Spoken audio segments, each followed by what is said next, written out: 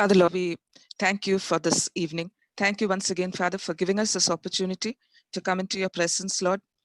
Lord Jesus, even as we are about to begin this meeting, we pray that your presence will be there, Lord. We pray for your mighty presence in this room, oh Father. Heavenly Father, we commit each one of us gathered here this evening into your hands. We pray that you will open our spiritual eyes and our spiritual ears, Lord, to hear what you have to speak to us this evening. Father, at this moment, we commit Trisha and Rebecca into your hands, Lord.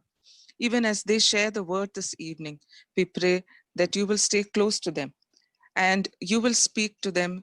You will speak to us through them, Lord. Let them be your mouthpiece, Father, and help us to hear what you have to say to us through them, O Lord. We pray that we will be sensitive to your still small voice, O Lord. We pray for Lata. We pray that you will be with her. Thank you for this movement that she started, O Lord. We thank you for her, Lord. We commit her life into your hands, Lord. We thank you for her life. We pray that you will be with her in a very special way. And every member of DRM, Lord, we commit into your hands, Father, for each one of us to lead us in the way that you would want us to, Father. We commit this evening once again into your hands. This we ask in Jesus' precious name. Amen. So the purpose of DRM is to give voice to the voiceless and to be present as an intermediate for people so that people will be able to find their voice through DRM. The Deborah Rice movement focuses on people who require help to address issues of domestic violence or rape or such pressing issues that exist in society today. There are three broad categories that Deborah Rice movement functions in. The first one is a helpline that is available in Hindi, English, Tamil, and Kannada. The helpline provides counseling and one-to-one conversations are possible. The number is displayed here and will also be typed out in the chat of the Zoom controls. The second is Heart to Heart, which is a very new initiative, a very recent initiative by the DRM core member group, where we are essentially focusing on women and growing women who lack guidance in spiritual counseling and counseling in general, and counseling will be provided one-on-one as per the requirements of the people who approach us. And the third and the final, which is what you are a part of today, is the Lifeline Connect Ministry, which essentially is a series of talks which is open not just for women but also for men, and is not limited to any religion, and is an open access for everyone. So we've already had the maiden talk on 18th of July. Today is the second talk. You will find that we have talks every Tuesday, Thursday, and Saturday, the same time from 7 to 9 p.m. If you are not yet part of our WhatsApp group for Lifeline Connect, feel free to reach out to any of the hosts or co-hosts of this meeting, and we'll be happy to guide you to it. That being said, and on that note, let me move ahead to our program for today. The first event that we will be hosting today is the testimony by Ms. Trisha. It's a pleasure for me to welcome Ms. Trisha. Ms. Trisha, if you're here, you may unmute yourself and the field is yours. Thank you. Hi, everybody. And I'm 24 years old, and I have been working with the IT industry now for 3 years. And from the time I was in school, I always loved programming and coding. So I knew I wanted to be an engineer, a software engineer.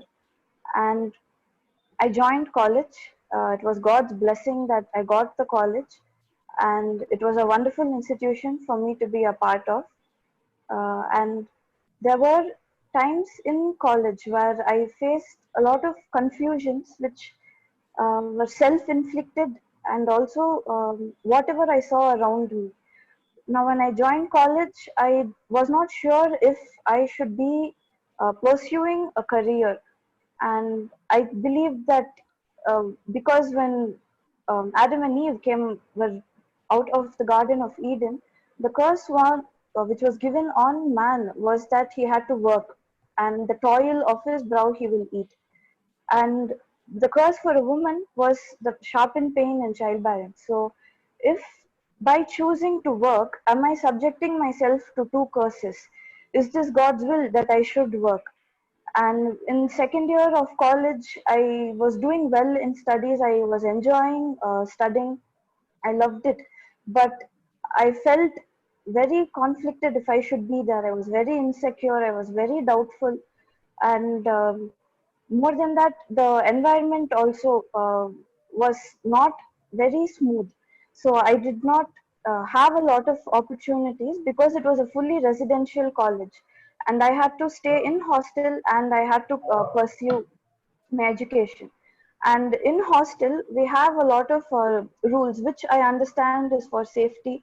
And in case any untoward incident happens, the college also takes a big hit, the name of the college. So I understood why they are there. But it also really took away a lot of opportunities from me. I could not take part in a lot of projects because a lot of professors and lecturers, I would approach them to be part of a project, but generally their response many times was, your hostel does not permit it, and they also get into trouble. So all of this made me a very angry college student. I was extremely angry. I would, in second year of college, I was doubtful, I was angry, and I thought, is it so difficult? Because this is not what God wants for women. Is it so difficult for me to pursue anything which will add to my resume, which will add to my worth in the career? Because this is not where God wants me to be. And in second year, I decided I should leave college. I should go pursue know how to be a proper woman of God, a biblical woman of God. I was very confused and distraught, but there was still God's guidance on me, and I still continued my degree, and I also got a job. I was not able to get a lot of jobs I wanted to get, but God has been guiding me with His plan in my life, and I got into a good job with a good company. And when I started the job, I also got married. So at that age, people in my designation were not married. I was a junior, I was a fresher, and I was the only one who was married.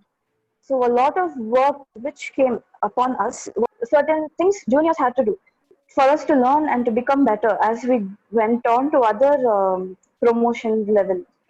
And when I joined my career, I had a lot of discrimination and trouble because my own supervisors one time they took me aside and they said, "You are married, and my husband is a doctor."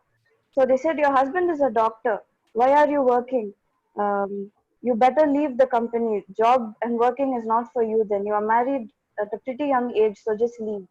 And they tried their best to put me as a blacklisted employee, to put me away and to not have me work. That was very hard, and again I was confused.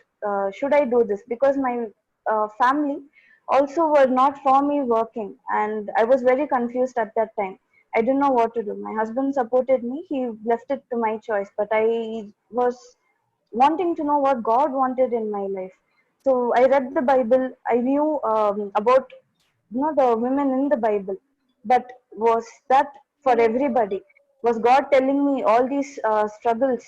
That was very difficult for me, and it put me through a lot of stress.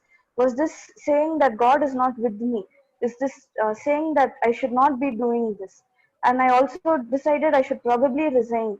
All these troubles, that's what they're pointing me to. And at that time also, God guided me again. He held me, and what I did was I needed some form of guidance. I really longed for it. I longed for someone to help me out with the personal touch, but I could not find anything like that in real life. So virtually I tried googling and youtubing TED Talks, googling and finding some blogs that helped me till an extent, but I still felt lonely and alone in my struggles. I had a lot of stress. I would stay awake the whole night, unable to fall asleep. I would listen to songs trying to fall asleep. I'll just look out at the window, and when it's bright again, I'd wake up, make breakfast, lunch, and then go to work. I did not know what to do, and I was just in panic, confusion, anxiety. I was just going around in circles. There was a lot of confusion in myself if I should continue, and not being sure of what I should do left me in a lot of turmoil. And I went under a lot of stress. I lost health. I did not know which direction I should go, and God was guiding me, but I did not have full and proper understanding of it. Um, and I was doing things with faith in God, and I knew that this is where God wanted me to be. But still, doubts plagued my mind, and I could never do it at full force. And even at workplace, I decided that I should not go beyond a certain level. When I reach a certain promoted level, I should leave. And several opportunities at workplace, I myself rejected. I said, no,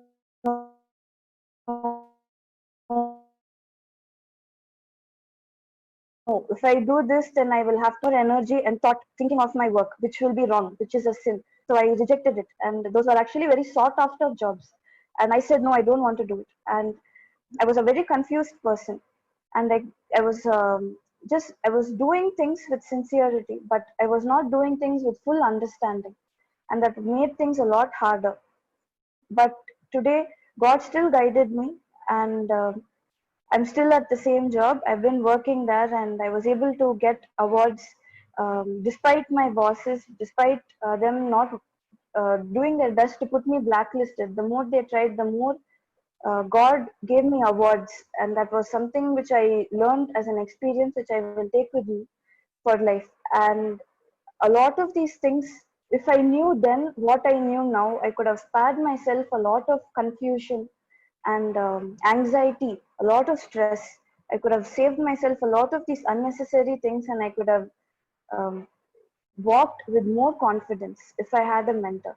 But despite everything, God still guided me. It was not the end, but I could have still had a smoother run with a lot of things, with more peace in my mind that this is right and that I can do this.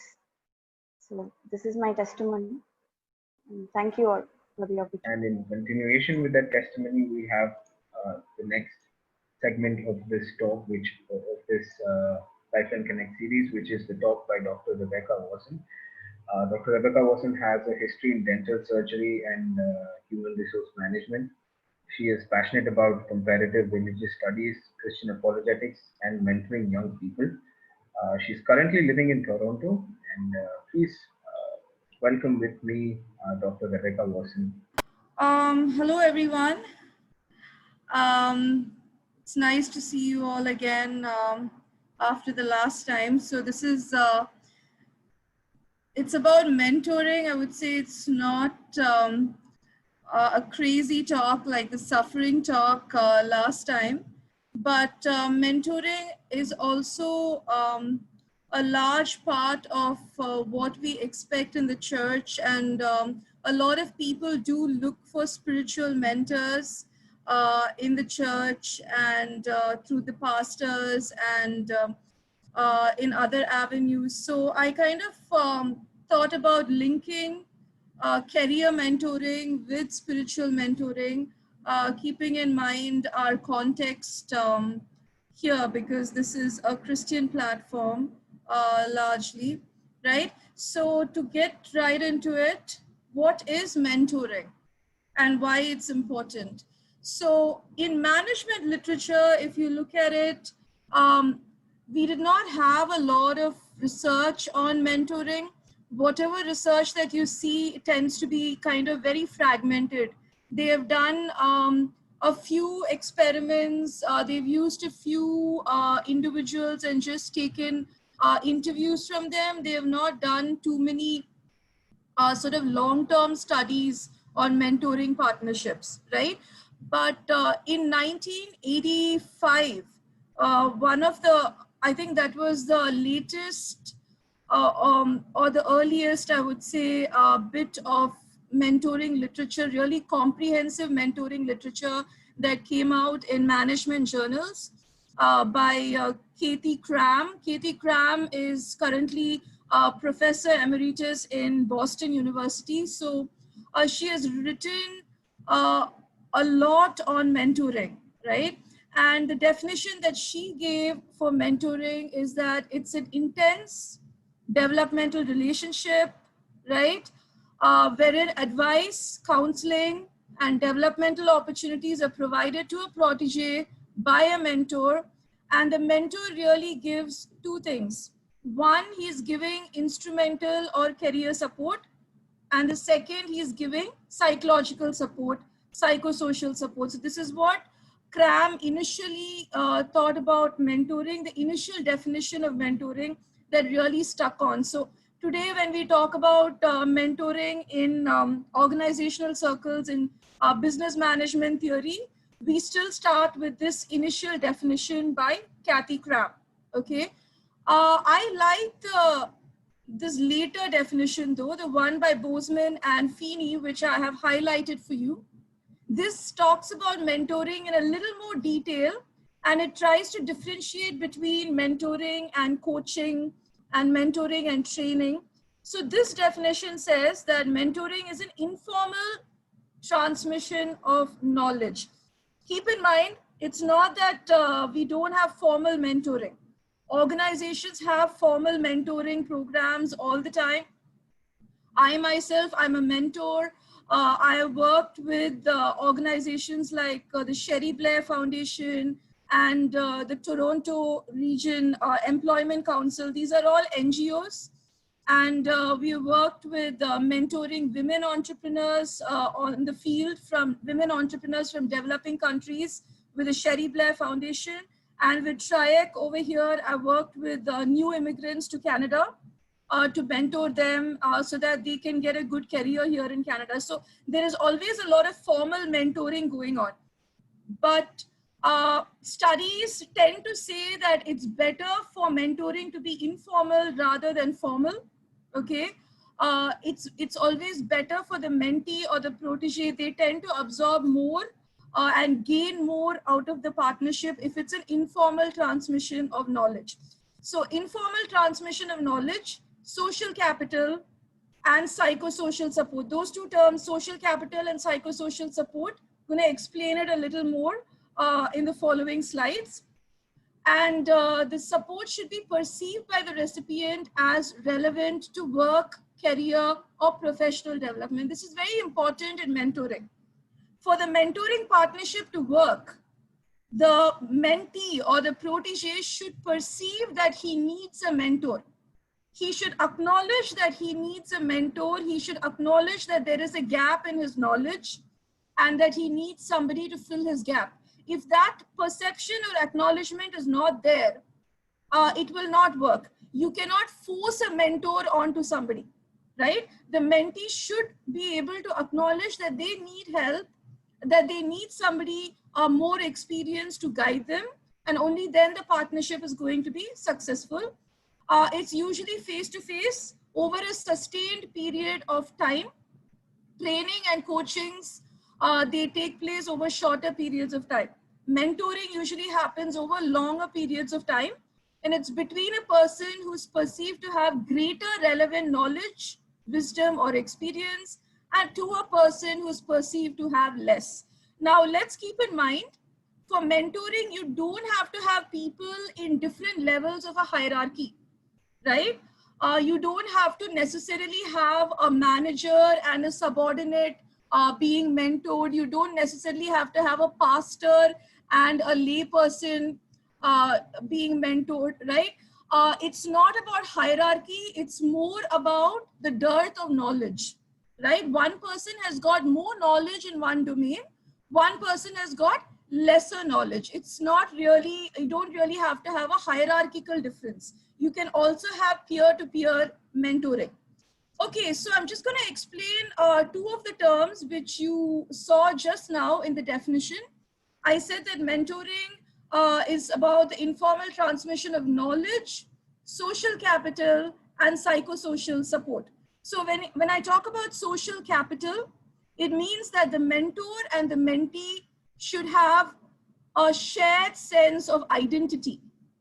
They should have a shared sense of identity, shared norms, values. Now, if you're talking about it from the ministry perspective, right, both of them should be on the same page regarding doctrinal differences, right, regarding the church doctrine, regarding the core doctrines of Christianity, in terms of the theology of Christianity that they believe in. All of those things, they should have shared norms, shared values, and shared sense of identity. In the organization, we always say that between a mentor and a mentee, they should be aware of all the organizational norms, right? They should have the same company culture. They should believe in the same organizational values. So this shared sense of identity has to be there. This is what we mean by transmission of social capital, which basically means becoming friendly with the mentee. So mentoring is not just about training and passing on knowledge. That would become training. An important part of mentoring is socialization, or forming friendship, forming a social bond. And this is extremely important. This is what differentiates mentoring from traditional training and coaching, right? So you must have a shared sense of identity, and the mentee or the protege should feel that he can trust the mentor. He should have a sense of psychological safety with the mentor. Basically, he should be able to tell anything that is on his mind to the mentor without fear of being judged. Okay, and often this becomes a problem even in church circles, in ministry circles.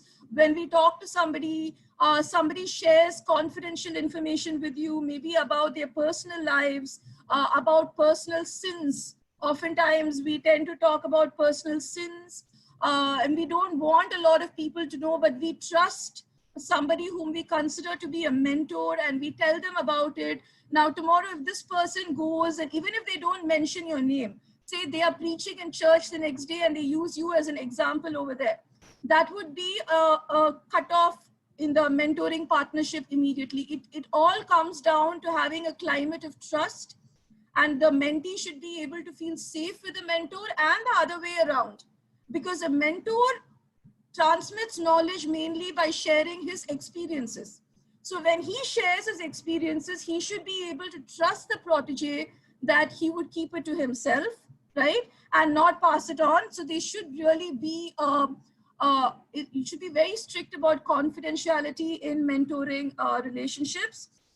Cooperation, of course, and reciprocity. So reciprocity is, it's not just that the mentor is being friendly with the mentee. It's not just that the mentor is sharing with the mentee also teaches the mentor.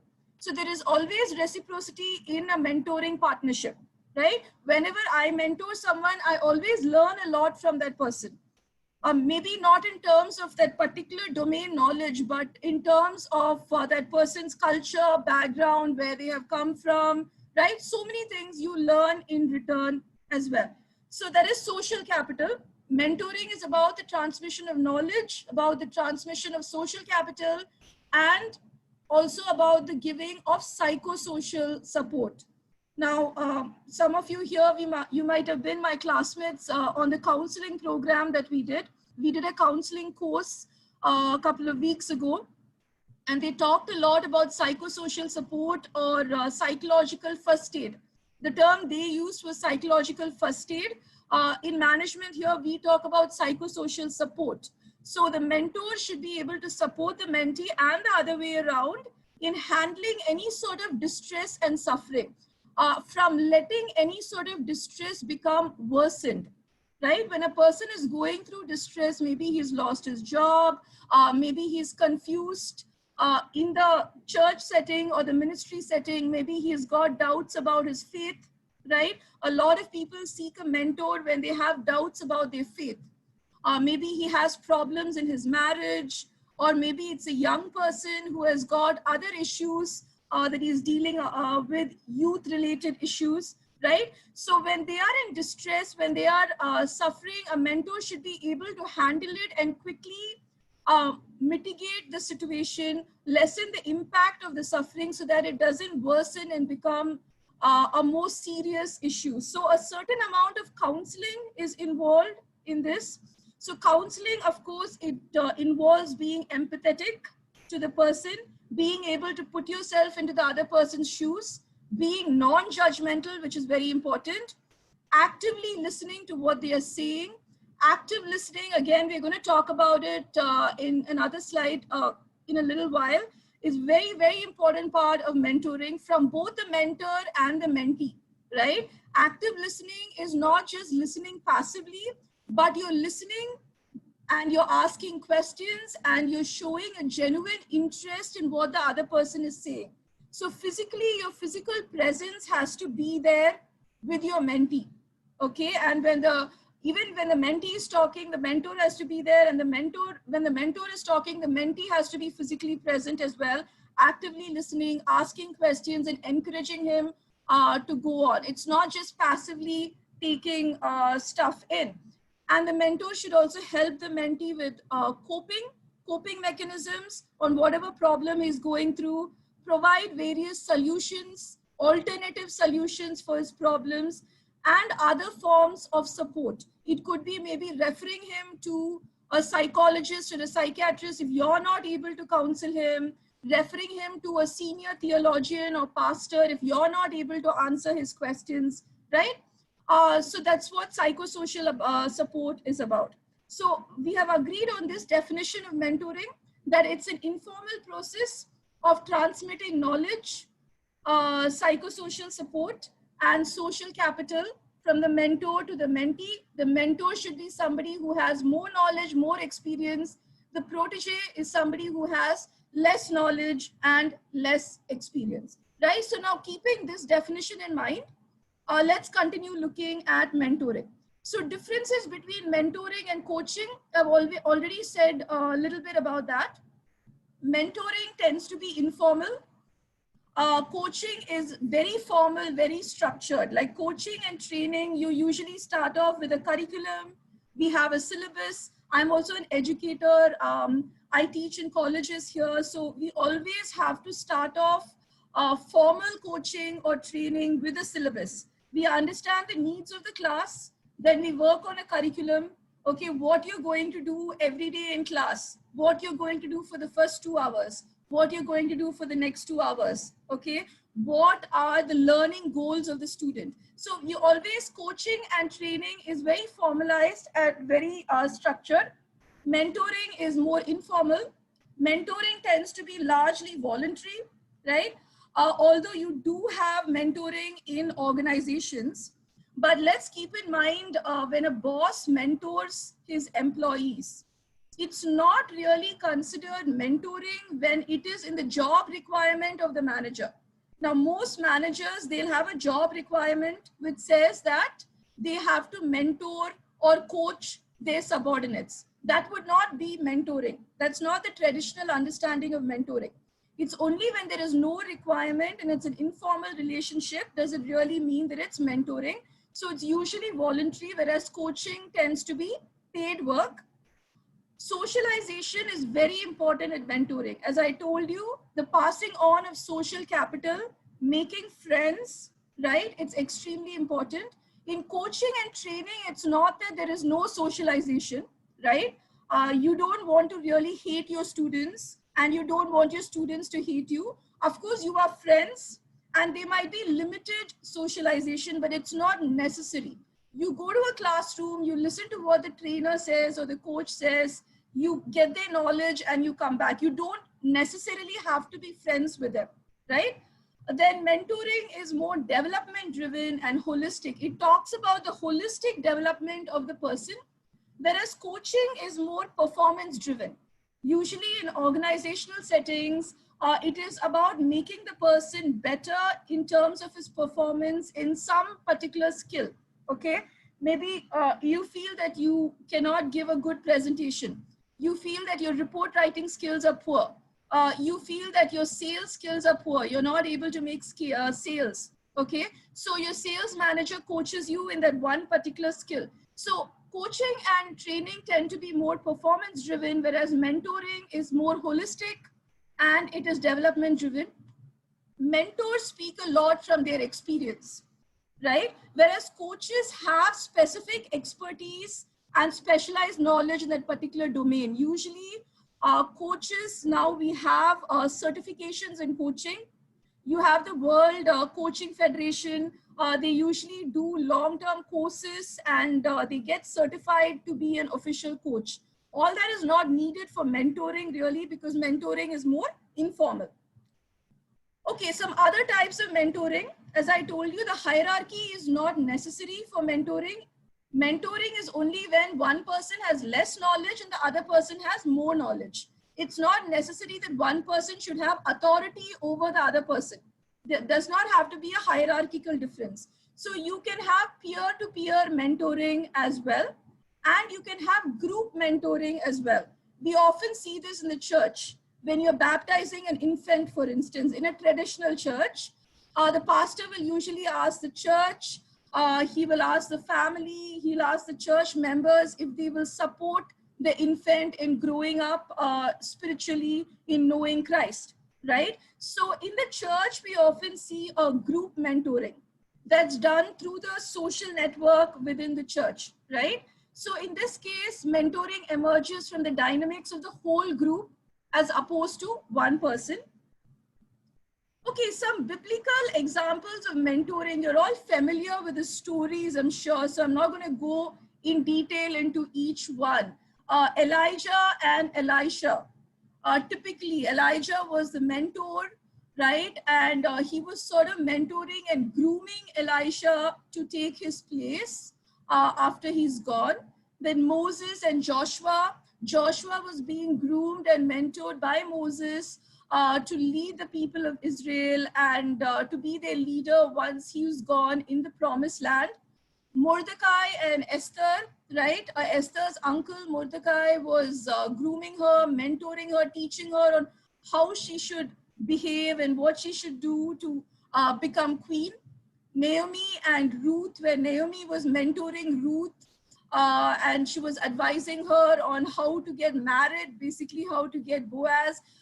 Jesus and his disciples, another amazing example of mentoring in the Bible. And Jesus, of course, his knowledge, we're talking not about his divine nature, but his human nature.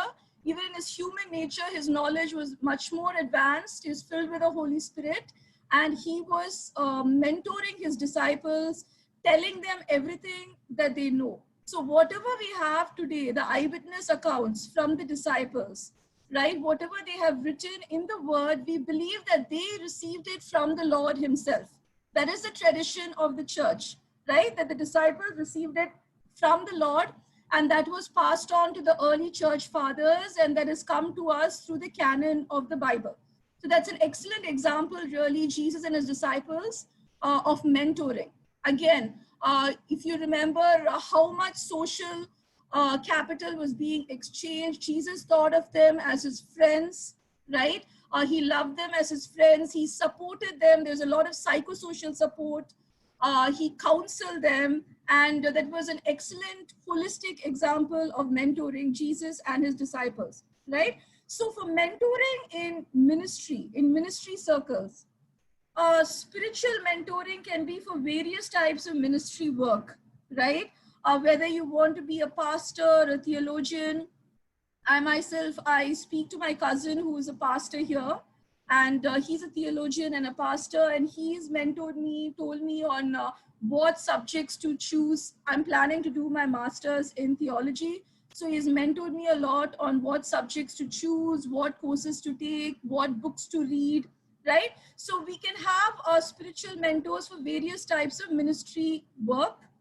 New Christians who come into the church require a great deal of mentoring. It's why it's always said that if you tell somebody about the Lord, the person decides that he wants to try it out and he wants to come into the church, then you don't just tell somebody and then just leave him as an orphan. You need to continue to hold his hand and mentor him at least for some time, till he's more confident with the faith, till he has a more established relationship with the Lord. Of course, our Lord himself mentors us, the Holy Spirit mentors us all the time. But oftentimes they would also need a more experienced Christian in the church to hold their hand and mentor them.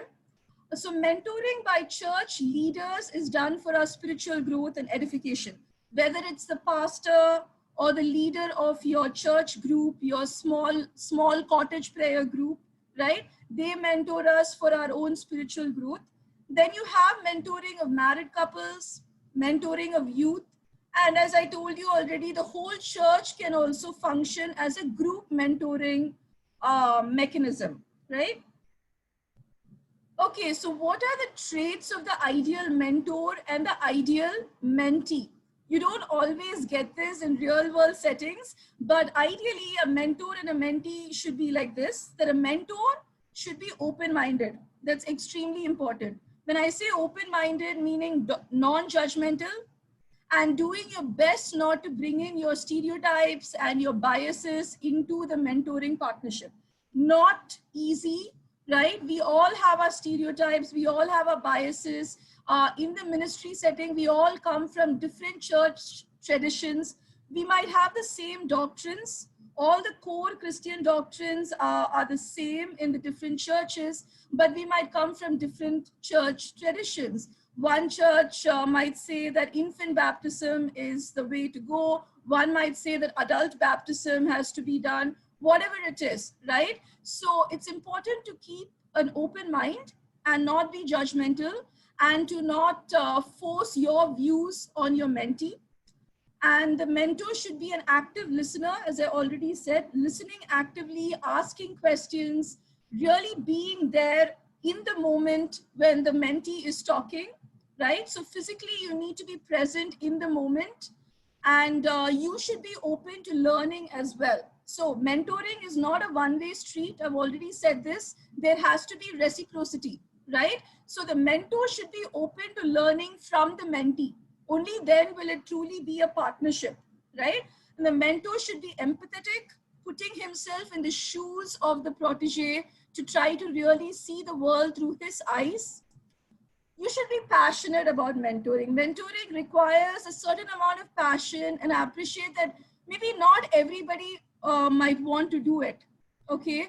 But let's keep in mind also that we are called to be more Christ-like, that we are called to be like Christ in this world and be the light of the world.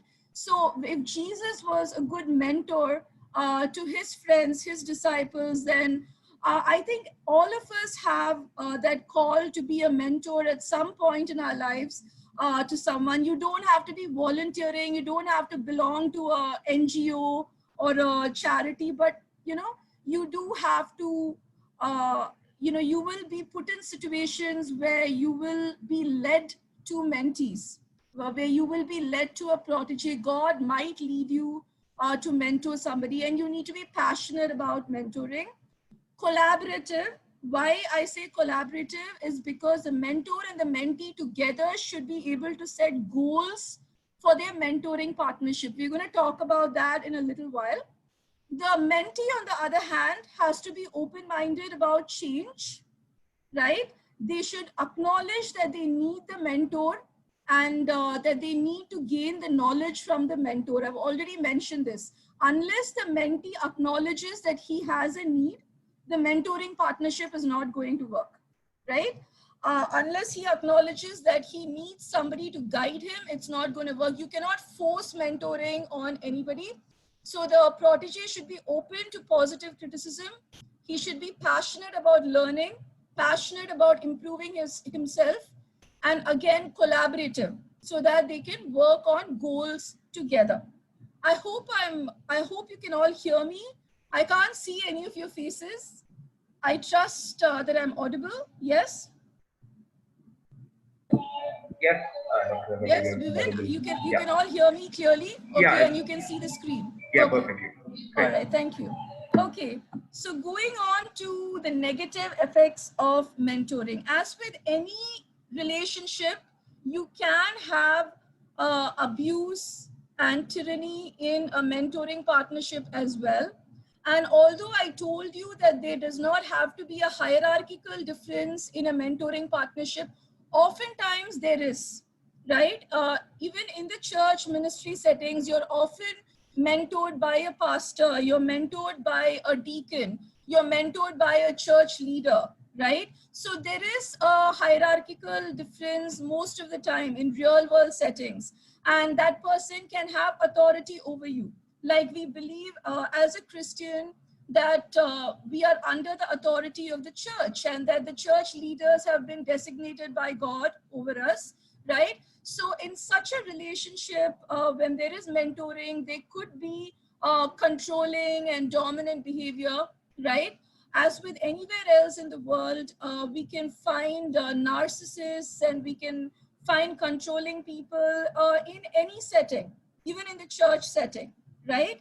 So it's important to be aware of that. And if you feel uncomfortable in a mentoring relationship, you should end it.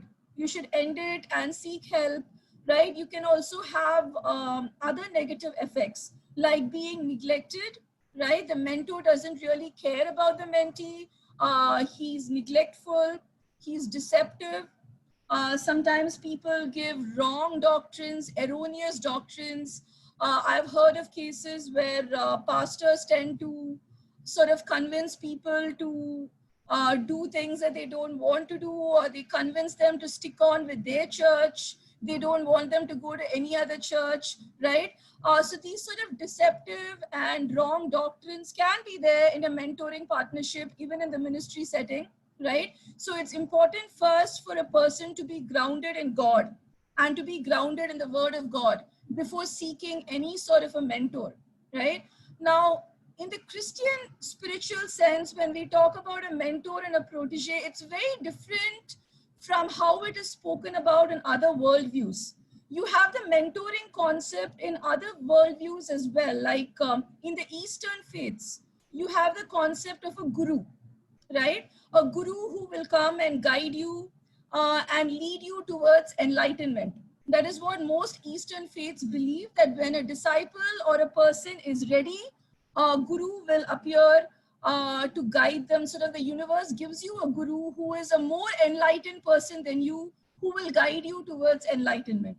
But that's a little very different really from mentoring in the Christian point of view. Here in the Christian point of view, we have our shared beliefs, our shared identity and norms in the beginning itself, right? The mentor and mentee will both believe in the core doctrines of the church. They'll both believe in the Trinity. They will acknowledge that Jesus is God, that he died for them, and he rose up for them, and all of that. All those core norms and shared beliefs should already be there, right? The mentor is not really guiding the person towards enlightenment, right? Of course, if you're working with somebody who's thinking about adopting the Christian faith, that might be there.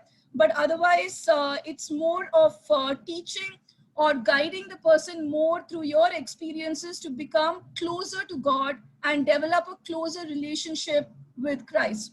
So mentoring in the Christian worldview is a little different from the guru shishya, guru disciple paradigm in the other Eastern religions mentoring, right? Mentoring, other negative effects could be incompetence, when the person who is mentoring you doesn't know what he's talking about.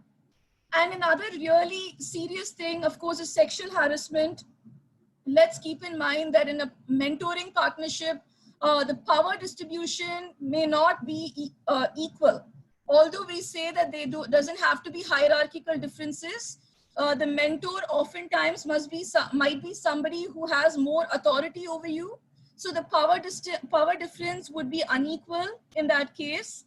So you could be vulnerable to sexual harassment and other negative forms of abuse. I've heard of instances where sexual grooming goes on in mentoring relationships, and then the person is subject to things that they are not comfortable with. So always when there is mentoring going on between two people of the opposite sex, right, it's always better to have one person watching over the mentoring partnership. We'll talk a little bit more on that, about a mentoring coach. Every mentor should ideally have somebody watching over the mentoring partnership. A mentor needs to be mentored too, right? So when that happens, there is accountability.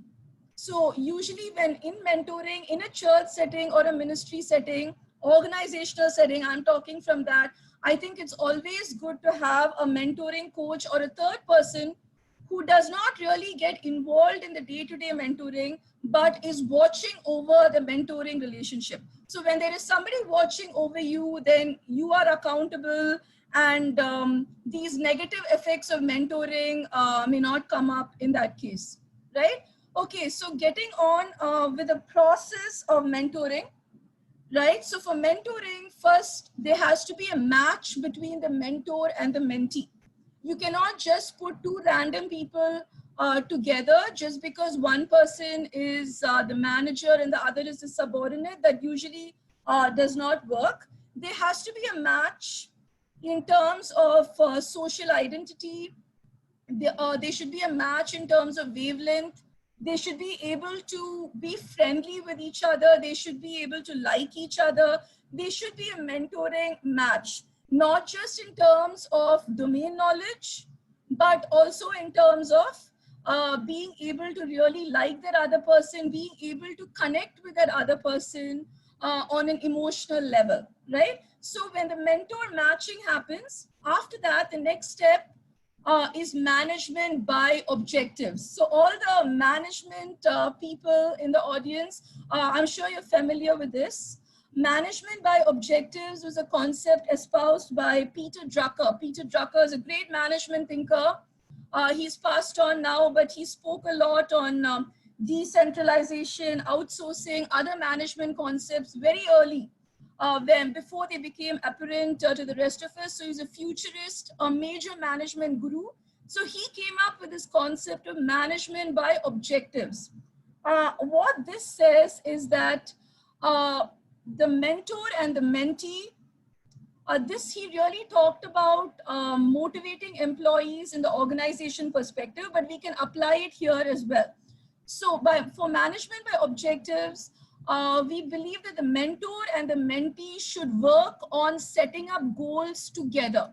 There is no point if the mentor sets up goals and the protege feels that he cannot attain the goals, right? So both of them should set up goals together and they should work on the goals together, right? So a collaborative approach to setting goals is very important. That's why I said in the ideal traits of mentor and mentee, they should be willing to collaborate with each other. That's very important. And the goals should be SMART goals.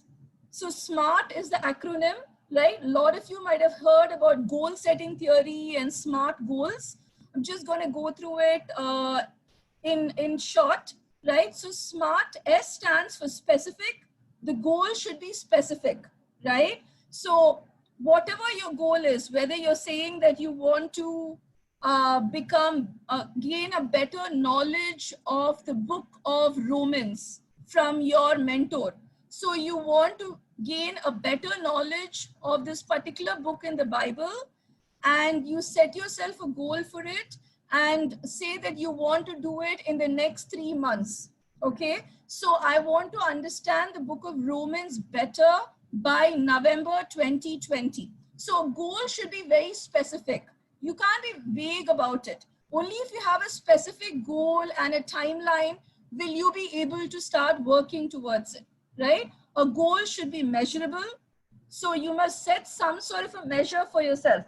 When you say you want to learn the Bible better, what is the measure that you're going to give yourself? How are you going to test yourself after you finish attaining your goal? You need to have a measure or a self-assessment set for yourself to know whether you have accomplished the goal or not, right? The goal should be attainable. So it should be practical, realistic, keeping in mind how much time you can devote to it, how much time your mentor can devote to it. The goal should be result oriented. So basically, if you achieve the goal, maybe you reward yourself in some way. you get a good result if the goal is achieved, and the goal should be time bound. You must always have a time limit for a goal. Otherwise, it is too vague and nobody starts working towards it. Only if you know that you have an exam tomorrow, you're going to start preparing for it beforehand. Otherwise, we tend to procrastinate and put it off. So very important to have a time-bound goal. So mentor matching, setting goals collaboratively, there is management by objectives. The goal should be a SMART goal. And finally, the mentoring partnership ends when the knowledge is equalized. When the mentee gains all the knowledge from the mentor and the knowledge is equalized, that's when the mentoring partnership ends. But the social partnership can continue, right? Oftentimes mentors are encouraged to call up your mentee once in a while, just talk to them, check on them. The social capital exchange can continue. So I have a GROW model over here. I'm not going to get too much into the details of it because I'm sharing the slides with you. This is one of the models that we use for mentoring. Very simple to understand, right? When you initially work with your mentee, you set up goals, as I said. So G stands for setting up goals. R stands for the situation that you are in right now. Whatever problem that they are facing right now, that is your R, the reality in which they are in at the moment. Options, the options that you are going to offer your mentee to grow out of this problem. And finally, the will, or what is the way forward? What is the action plan? Now, I've put the questions that we commonly ask mentees when we are starting the relationship, the mentoring partnership. We sit with the mentee and we usually go through this GROW model. We ask them these questions, we ask them to fill it out for us so that we can really understand what they are looking to gain from the mentoring relationship, what their current situation is, right? What are the options in this case and how they can move forward? What is the action plan? So the questions are pretty self-explanatory. I'm not going to go through it now for lack of time, but if you go through it, you will see that it's self-explanatory, and this is what we discuss with when you initially starting the mentoring partnership, to really write down, codify what the other person is looking for in the mentoring partnership. So bottom line, very important to collaborate and write down the goals before you start. Right? If the goals are not clearly written down, then the mentoring relationship is not going to go anywhere, right? Just a few little tips here on mentoring. A mentor should think of himself as a facilitator. You're not a teacher, you're not a trainer. This is something that I have had to unlearn myself because I am an educator and I tend to keep teaching people rather than facilitating their learning. Sheena, I see you've raised your hand. Can we do questions in the end? I'm almost done. And after that, if you can do the questions in the end. Is that okay? Dr. Rebecca, yeah, so the questions will be done in the end. In the end, that's fine? Yeah. Okay, okay, yeah. So continuing this, you need to think of yourself as a facilitator. You are not really vomiting out knowledge and information for your mentee, right? You are encouraging your protege to find resources and you're giving them some experience and wisdom on a topic, right? That's what differentiates, again, mentoring and training. Training is very rigid and formal, right? And you are just sharing your expertise. But mentoring is more of facilitating your protege to look at the right places so that they can learn what they need to learn on their own as well, right? You also need to emphasize questions over advice giving, not just giving advice, but asking questions to probe into what your protege is thinking. Jesus does that very beautifully many times when he asked Peter, for instance, and he says, who do the people say I am? And he says, the people say you're Elijah, or maybe the prophet has come back. Then he asks him, who do you think I am?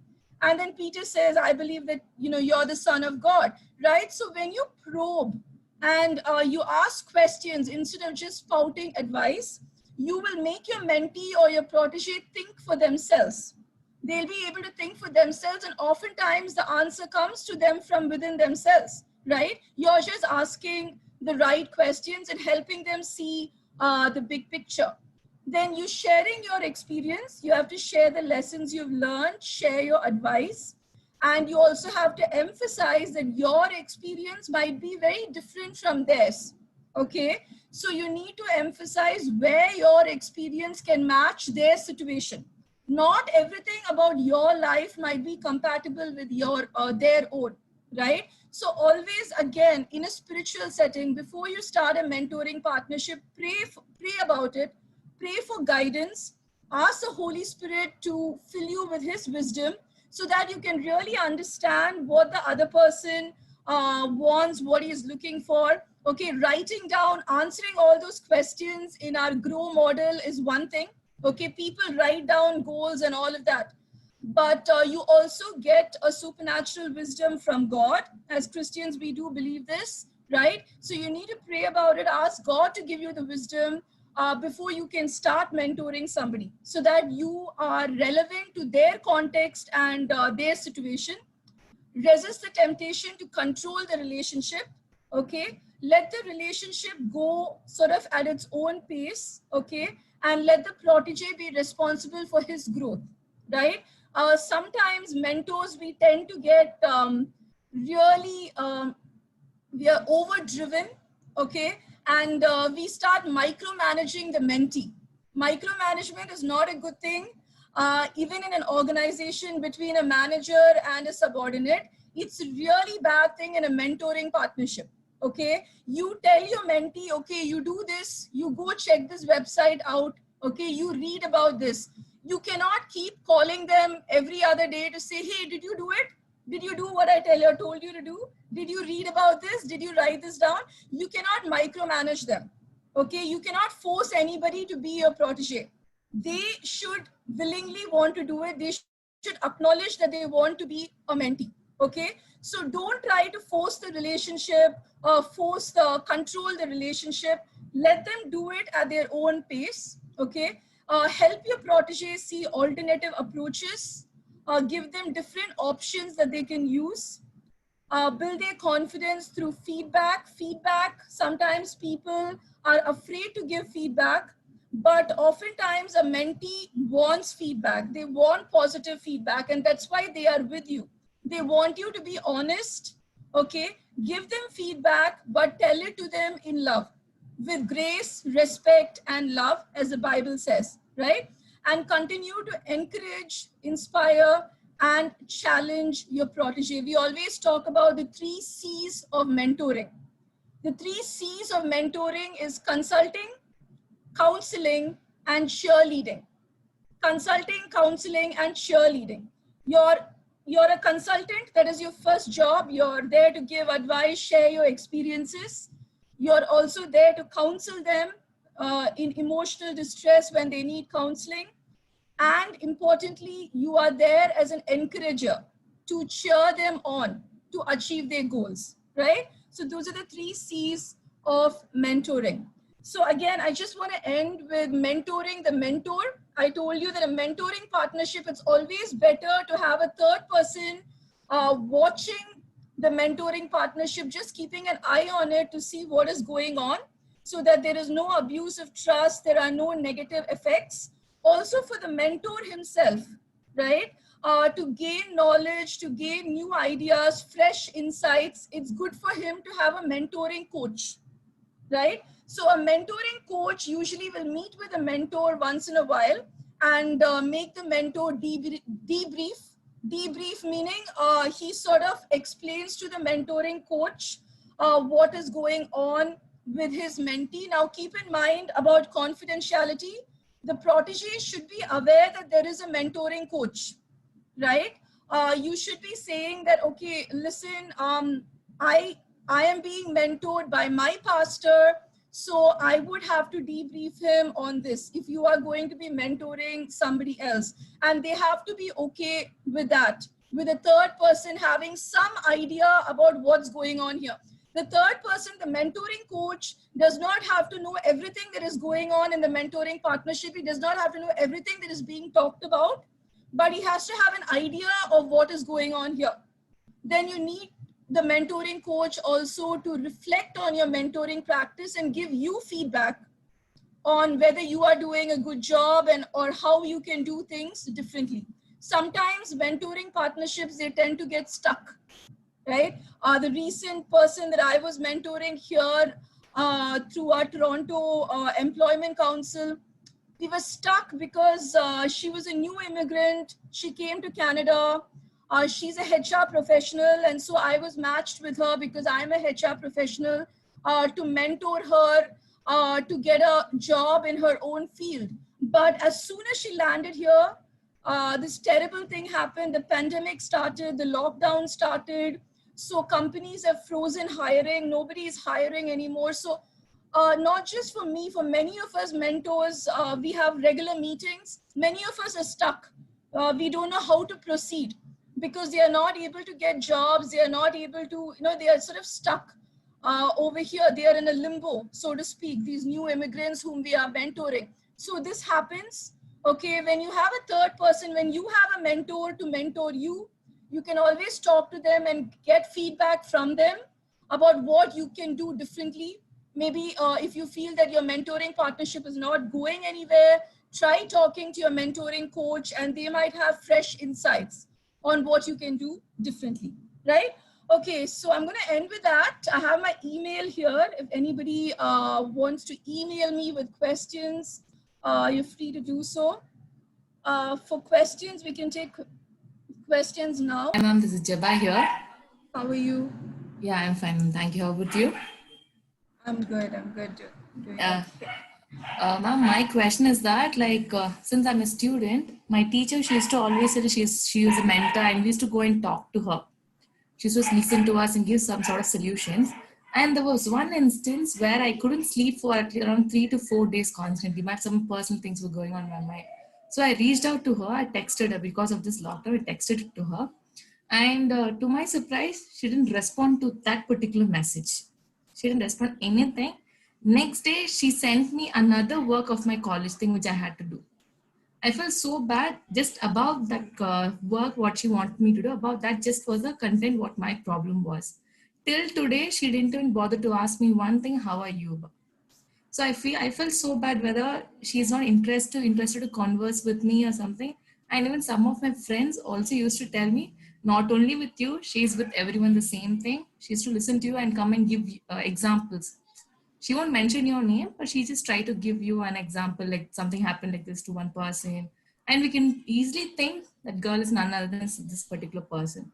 So like, I'm not able to trust her anymore. When she asked me to tell, okay, Jeba, you can tell me anything, I feel like, let me not tell her, let me just keep quiet about it. So what I can think about it, like, I don't know.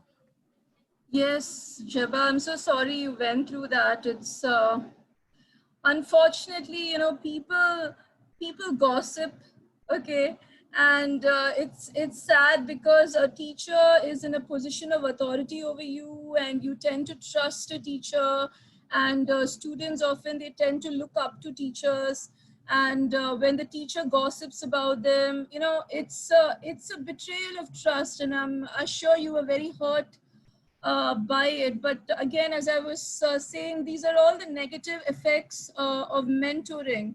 This lady, she was sort of she abused your trust, and she was going around telling people about you, and she was not there when you really needed her. Yeah, that's not a good thing. I would always suggest, instead of blindly trusting people in authority, whoever it is, whether it's a teacher or a pastor, we tend to trust people blindly when they are in that position of authority over us. But instead of blindly trusting, get to know them first, okay? At least, don't tell them anything too intimate to begin with. See how they are handling the information that you're trusting them with, and then go ahead, and get into a closer relationship with them. I myself, being an educator, I have mentored a lot of my students. Formally, we mentor graduate students when they are doing their graduate dissertations. We mentor them. There is more formal mentoring, but informally also many students come and knock on our doors, and they want to talk to us. They tell us about their problems in relationships with a boyfriend, with a girlfriend, problems with work, etc. So it's very, very important to keep that confidential, and you should not break the trust that you've been entrusted with. So what your teacher did was really wrong. So my suggestion going forward in the future, don't trust anybody blindly. Just feel your way before you start sharing intimate details. That's what I would say. Yeah. Yes, ma'am. Thank you. But this is not like on spot I did, but almost like 2-3 years I knew her, and then I tend to share with her. So I feel really bad about it. I was like, let me not talk anything beyond that. Yeah. Thank you so much, ma'am. Hi. So my question is, when you get mentored, do you have to ensure that the person is of your same gender? Is it better suited if the person is of your same gender, if a female is getting mentored by a male? People generally tend to avoid that. So I wanted to know how we should approach that. Because I would there are a lot of sorry, I look up just to finish. who are males. I'm sorry. Many people in my industry, people I look up to are many people I look up to are males in the industry. So, but I'm hesitant to be mentored by them. So I just wanted to get some clarity on that. Like in the Bible, basically it says older women teach the younger women, and if spending too much time with a senior male, if that is wrong, a lot of confusions with that area. Can I answer that? Sure, Lataka, yeah. So what I feel is it's always good to be mentored by the same sex. It's really good because many times I have seen opposite sex people, even though they mentor after sometimes because mentor and mentee develop a intimate relationship sometimes.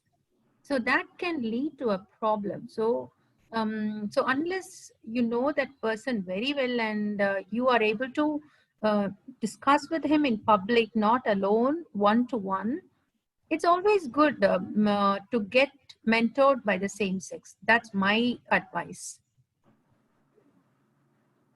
From my point of view, of course, if you look at it from the literature, it is considered better to be mentored by somebody from your same gender, because you do have these barriers when you're being mentored by somebody from an opposite gender.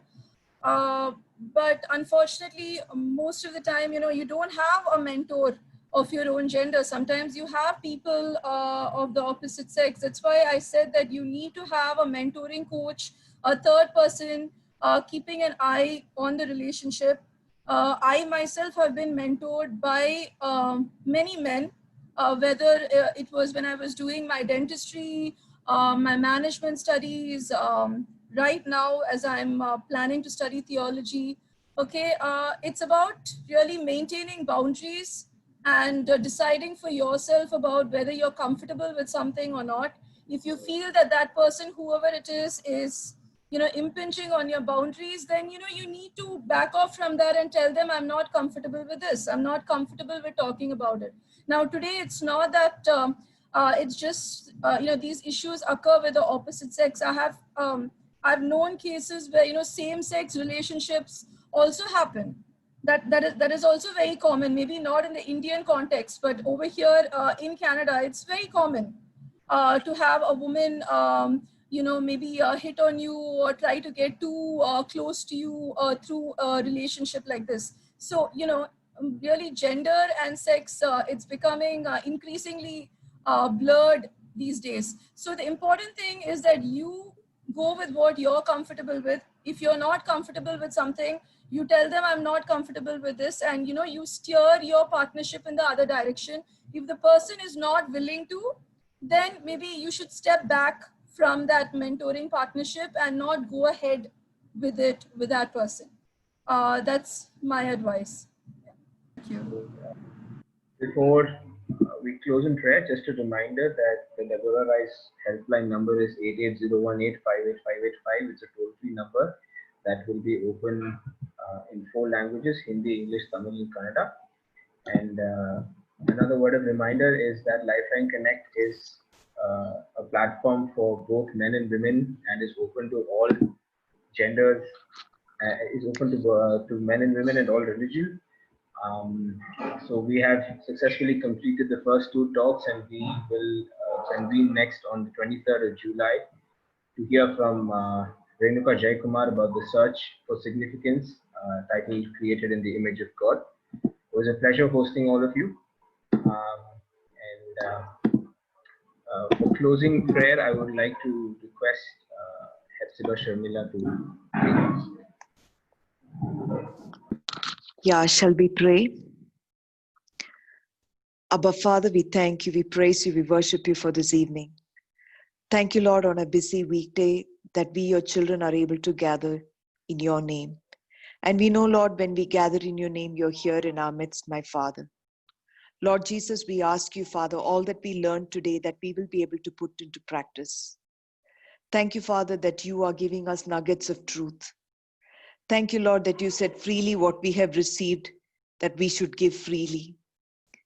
Thank you, Father, for the way that you have built some of us so well, oh God, that we could mentor others. And thank you, God, that there are so many, Father, who could learn of us, and we could also learn of one another. Father, we pray that we will never be a sheep without a shepherd. Father, we pray that you'll go before us, and we pray that you will raise up humble, gentle, well-intentioned children of yours, O Father, to mentor many, O Lord. And we pray many will be gathered into your kingdom. We ask this in Jesus' name. Amen.